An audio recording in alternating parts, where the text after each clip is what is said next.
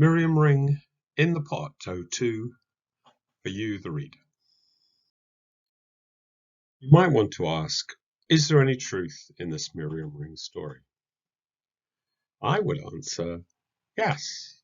This story is all about finding truth, which is what Miriam was all about, was finding truth, knowing the truth, and loving the divine was her whole life.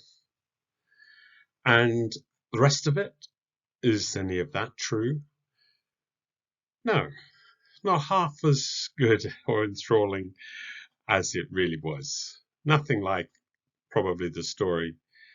And yet it is as close as I, with all the resources externally and internally, have been able to come to what might have happened. It could be true, in other words, beyond what I think currently is available, because not even yet is Miriam acknowledged as having existed, and that is something that I am absolutely certain of. So, what you find will depend on how you look. Just to take a very classic example of light, there were two experiments, one to show whether it was a particle and one to show whether it was a wave. And the experiment was looking to find a particle, found the particle, and we call it a photon. And the experiment was to check out the wave with a diffraction pattern and so forth. Yes, it clearly showed that light is a wave, a frequency and so forth. And both these things together are difficult to imagine, and yet that is the nature of light. And it's actually the same thing with this story. If you come and look for all the problems, the issues, and try and pick holes in it, not a problem. You'll do that, and that's what you'll get. But if you just come and enjoy the story for what it is, and there is something to find about the nature of it, which I was setting out to find, and I was very happy that I was able to find it.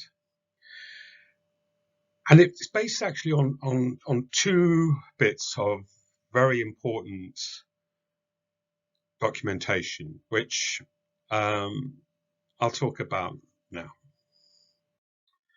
Okay, so the Aquarian Gospel of Jesus Christ, the first of these, it's just an amazing account of the life of Jesus written by an American pastor in the late 19th century, which is based on revelations from the Akashic records, and in the middle of the night, the quiet hours in meditation, which, you know, amongst all of those other things that were happening around that time, at the end of the 19th century, people like Swami Vivekananda visiting America, like Khalil Gibran writing his beautiful things. It is another actually beautiful thing that we shouldn't be skeptical just because of all the other colorful characters that did a lot of fakery and stuff around. There is some beauty, and this is one of them. The Aquarian Gospel is really rings true even now. Even though we've discovered so much about all the teachings and people have written so many yoga books and everything else, it still feels true. And it not only, to me, introduced Miriam, and in a very beautiful, beautiful way, it also provides a fantastic story framework, which I've been able to use and build on, and in some ways fill the gaps, because the gaps are what he doesn't say in some ways are as important as what he does say. And I've been able to do that in my story. Then there is the Gospel of Miriam, translated by Jean-Yves Leloup. This actually forms the touchstone of the MiriamRing story. Well, this gospel was discovered in a Cairo museum in the early 20th century and thought to come from about the 2nd century AD. The copy they found. It's amazing and beautiful document. And Jean-Yves refers to her repeatedly as Miriam of Magdala. Yet the publishers entitle it The Gospel of Mary Magdalene. Now, assuming that these are the two same people, these two people are the same person, which is an assumption. And in the scientific and technological world that I come from, spend most of my life working, we tend to refer this to making an ass out of you and me, to assume.